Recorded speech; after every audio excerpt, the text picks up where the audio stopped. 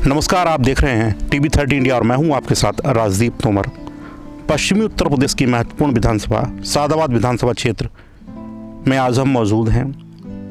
यह विधानसभा तमाम तरीक़ों से बहुत ही ज़्यादा महत्वपूर्ण है। आज हम बात करेंगे एक ऐसी शख्सियत से जो कि अपने आप में एक अपना अलग नाम रखती है। हम बात करेंगे देश की शान राजा महेंद्र प्रताप के 5वीं पीढ़ी से जुड़े राजा गणोत्तर जी से। तो हमारे साथ मौजूद हैं राजा साहब। नमस्कार। नमस्कार राजदीप जी। चुनाव आने वाला है, बहुत जल्द आगे हम सब लोगों को चुनाव देखने को मिलेगा। आप भी फील्ड में मेहनत कर रहे हैं, तमाम आप दौड़ भाग करते हैं, लोगों के बीच में रहते हैं। तो आप सादाबाद विधानसभा क्षेत्र में भारतीय जनता पार्टी की स्थिति कहाँ देखते हैं? देखिए, जनपद हाथरस में पिछली विधानसभा चुनाव में 2 सीट पार्टी जीती। किन्हीं कारणों से सादाबाद विधानसभा में थोड़ी सी दिक्कत रही और वो सीट भारतीय जनता पार्टी हार गई। उसी दृष्टिकोण को रखते हुए पार्टी आला कमान और हम सभी कार्यकर्ता ग्राउंड ज़ीरो पे मेहनत कर रहे हैं, अपने कार्यकर्ता को सशक्त करने का काम कर रहे हैं, ताकि हम उनकी जो बेसिक ज़रूरतें हैं, बेसिक बुनियाद है, संगठन की जो नींव है, उसके साथ हम लोग खड़े रहें, उसकी पीड़ा में उसके साथी बने, ताकि आने वाले समय में सादाबाद में पार्टी का नेतृत्व करने के लिए एक विधायक चुने जाएं जनता के माध्यम से। सादाबाद विधानसभा जाट बाहुल्य विधानसभा मानी जाती है और जब से किसान आंदोलन की एक हुंकार भरी है अभी कुछ समय से, तब से जो है आरएलडी की स्थिति बड़ा मजबूत मानी जा रही है। और सादाबाद विधानसभा क्षेत्र में आरएलडी और समाजवादी पार्टी के गठबंधन की चर्चाएं हैं। ऐसे में अगर आरएलडी के खाते में टिकट जाती है तो क्या बीजेपी के प्रत्याशी का जीत पाना वहाँ से संभव होगा? देखिए, बिल्कुल संभव होगा। हर राजनीतिक दल का अपना अपना एक विचारधारा होती है, अपनी योजनाएं होती हैं और उसके अनुसार वो लोग काम करते हैं। और उसी आधार पे समाजवादी पार्टी और राष्ट्रीय लोकदल के वरिष्ठ नेता जो हैं वो काम कर रहे हैं। आपने अभी अभी कहा कि किसान आंदोलन ने लोकदल को मजबूत किया है। मैं इसके बिल्कुल विपरीत समझता हूँ। अगर मजबूत होते तो क्या गठबंधन की आवश्यकता पड़ती?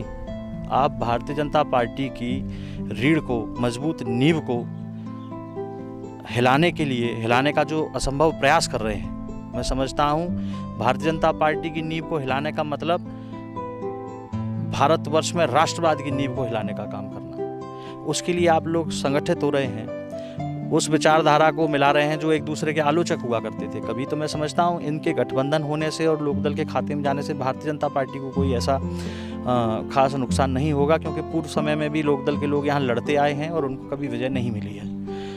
पिछली विधानसभा के समय पे बसपा से यहाँ विधायक हुए थे, उससे पहले समाजवादी पार्टी के विधायक रहे। तो लोकदल तो एक लंबे अरसे से यहाँ हार का मुँह देख रहा है। अगर भारतीय जनता पार्टी की बात कही जाए तो सादाबाद विधानसभा क्षेत्र में पिछले 25 वर्षों से भारतीय जनता पार्टी को मौका नहीं मिला है। तो लंबे समय से भारतीय जनता पार्टी भी जो है सादाबाद विधानसभा क्षेत्र में चुनी नहीं गई है। तो क्यों लगता है कि अब वो समय है कि अब लोग भारतीय जनता पार्टी को चुनेंगे? देखिए, समय परिवर्तनशील होता है। ऐसा नहीं है कि जो कभी नहीं हुआ वो हो नहीं सकता। हर चीज़ संभव है।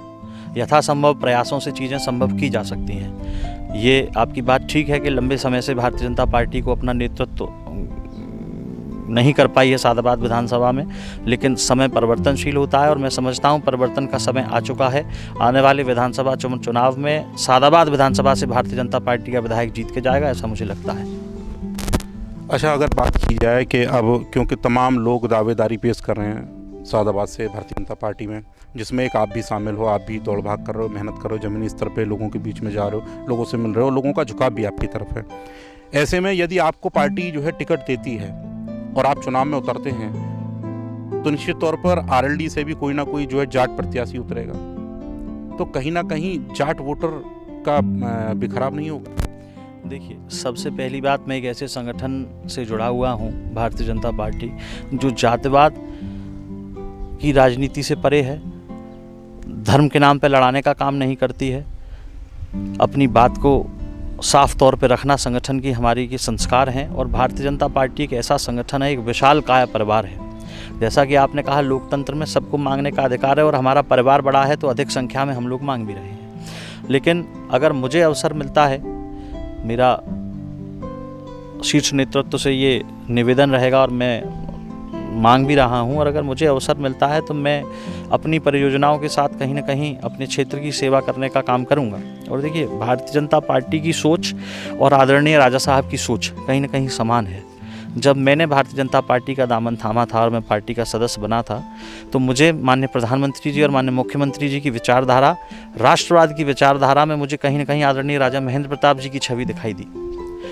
जो आज से 100 वर्ष पूर्व राष्ट्र निर्माण की भावना राजा साहब रखते थे, वो भावना आज हमारे दोनों वरिष्ठ नेता लेके संघर्ष कर रहे हैं। दिन और रात 24-24 घंटे राष्ट्र के निर्माण के लिए, प्रदेश के निर्माण के लिए जब वो लोग प्रयास कर रहे हैं, तो मैं भी उस छोटी सी पहल करके उनका साथी हुआ, संगठन से जुड़ा हूँ, और संगठनों के संस्कार के आधार पर हम लोग क्षेत्र की सेवा करेंगे।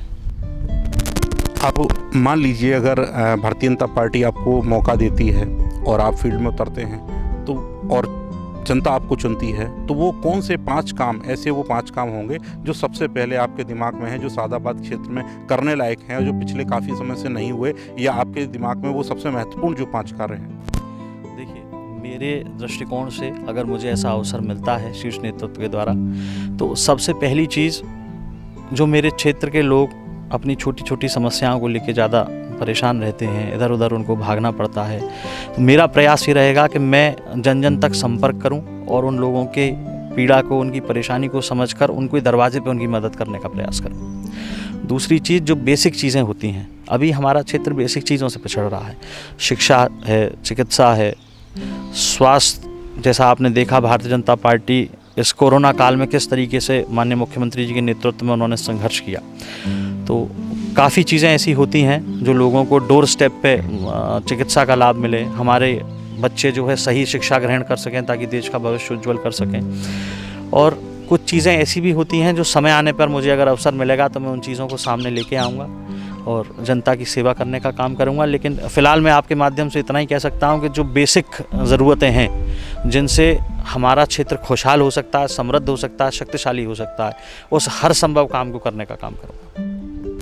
सादाबाद विधानसभा क्षेत्र को अगर देखें तो बड़ा महत्वपूर्ण माना जाता है, क्योंकि कई जिलों की सीमा टच करती है। जब कई जिलों की सीमा टच करती है तो कई जिलों की वहाँ की राजनीतिक समीकरण भी सादाबाद पे असर डालते हैं। मथुरा है तो वहाँ पे आरएलडी की राजनीति सादाबाद पे असर डालेगी, आगरा है तो बसपा की भी राजनीति सादाबाद पे असर डालेगी, एटा भी कनेक्ट है तो समाजवादी पार्टी की राजनीति भी सादाबाद पे असर डालेगी। ऐसे में आपको क्या लगता है, कौन सी वो पार्टी है जो भारतीय जनता पार्टी के सामने सबसे बड़ी चुनौती बन सकती है, या जिसका टक्कर होगी भारतीय जनता पार्टी से? देखिए, मैं आपके माध्यम से इस बात को रखना चाहता हूँ कि जब पिछले समय में जो स्ट्रॉन्गेस्ट पार्टी ओपोनेंट के तौर पर समाजवादी रही, उसको गठबंधन की आवश्यकता पड़ रही हो, लोकदल जो अपना अस्तित्व कहीं ना कहीं खो चुका था उसको गठबंधन की आवश्यकता पड़ रही हो, तो जब विपक्ष बैसाखियों का सहारा लेना शुरू कर दे तो मैं समझता नहीं कि भारतीय जनता पार्टी को कहीं भी कोई परेशानी कोई पैदा कर पाएगा। उत्तर प्रदेश का हर बच्चा, हर व्यक्ति, हर नागरिक और हर वोटर अपने हित की बात को, अपने प्रदेश के विकास की बात को बेहतरीन तरीके से जानता और समझता है, और इतना शिक्षित और विकसित है कि वो अपने लिए सही चुनाव करने की क्षमता रखता है। भारतीय जनता पार्टी से चर्चाएं चल रही हैं, और भी कई प्रत्याशी हैं जो प्रयासरत हैं। उनमें से एक जो है सदर के चेयरमैन हैं जो कि आशीष शर्मा जी, वो भी प्रयासरत हैं। एक वहाँ के चेयरमैन है जो खुद सादाबाद के चेयरमैन रविकांत अग्रवाल जी, वो भी प्रयासरत हैं। साथ ही ये भी चर्चाएं हैं कि हो सकता है आगे रामवीर उपाध्याय जो कि पूर्व मंत्री रहे हैं, वर्तमान में विधायक हैं सादाबाद क्षेत्र के, उनके परिवार का कोई सदस्य भी भारतीय जनता पार्टी से टिकट मांग सकता है। तो ऐसे में क्या लगता है कि टिकट अगर पार्टी किसी और व्यक्ति को देती है तब आपकी रणनीति क्या होगी? देखिए, मेरी शुरू से रणनीति है भारतीय जनता पार्टी समृद्धशाली रहे, शक्तिशाली रहे। पार्टी सही है तो हम सही हैं। ये लोकतंत्र है। हम भारतीय जनता पार्टी के परिवार के एक सदस्य हैं, कार्यकर्ता हैं। हमारा अधिकार है टिकट मांगना। नेतृत्व जिसे चुनाव लड़ाएगा, हमें अवसर देगा तो हम चुनाव लड़ेंगे, और हमारे अलावा अगर किसी अन्य व्यक्ति को भी अवसर देता है संगठन तो हम उसके साथ हैं। हमारा काम भारतीय जनता पार्टी को मजबूत करने का काम है। पार्टी मजबूत है तो पार्टी का प्रत्येक कार्यकर्ता मजबूत है। पूर्व में भी जैसे हुआ था यहाँ पे जिला पंचायत में एक अनुमान लगाया जा रहा था कि जब जिला पंचायत अध्यक्ष की दावेदारी पेश की जा रही थी तो एक मजबूत नामों में आपका भी नाम चल रहा था, लेकिन अकस्मात पैरासूट से जो एक प्रत्याशी उतार दी जाती हैं और वो आ जाती हैं, उसके बाद सब समीकरण बदल जाते हैं और सीट जरूर भारतीय जनता पार्टी की निकलती है जिला पंचायत अध्यक्ष में, लेकिन कहीं ना कहीं जो है बाहर के लोगों को एंट्री मिलती है। तो क्या इससे कार्यकर्ता खुश होगा? अगर किसी बाहरी व्यक्ति को फिर से एंट्री दे दी जाती है तो क्या इससे कार्यकर्ता खुश होगा? क्योंकि जो जमीनी कार्यकर्ता है, जो अभी तक जिन लोगों से प्रताड़ित होता चला आ रहा है, वही लोग उनके बीच में आके अगर जो है उनका नेतृत्व करेंगे तो कितना खुश होगा जमीनी कार्यकर्ता? देखिए, ये शीर्ष नेतृत्व का विषय था।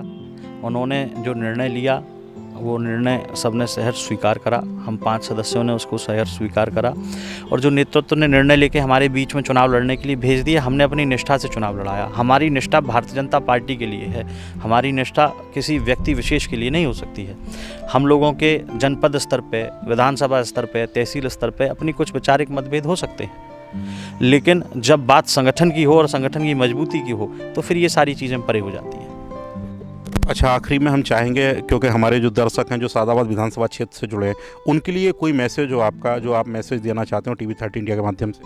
देखिए, मैं अपने जनपद हाथरस वासियों को, प्रदेशवासियों को और ख़ास तौर पे मेरे जो विधानसभा सादाबाद के लोग मुझे देख रहे हैं, आपके माध्यम से सुन रहे हैं, मैं उन लोगों को सिर्फ एक निवेदन करना चाहता हूँ, एक बात रखना चाहता हूँ। मैं एक ऐसे परिवार की संतान हूँ जिस परिवार ने जब सारे ऐशो आराम और सुख उनके पास थे आज से 100 वर्ष पूर्व, तब सब कुछ छोड़ के आप लोगों के सम्मान और स्वाभिमान की रक्षा करने के लिए अपना राजतंत्र छोड़ा, राजपाट छोड़ा और 32 वर्ष का अज्ञातवास उन्होंने काटा, सिर्फ किस लिए कि इस क्षेत्र का व्यक्ति खुशहाल हो, भारत को आज़ादी मिले। तो मैं सिर्फ इतनी बात कह सकता हूँ कि मैं उसी वंश बेल पे हूँ, उन्हीं आदरणीय राजा साहब महेंद्र प्रताप सिंह जी की संतान हूँ। मैं राजा साहब के आदर्शों के साथ इस क्षेत्र में सेवा भाव से आ रहा हूँ, आप लोगों के बीच आ रहा हूँ।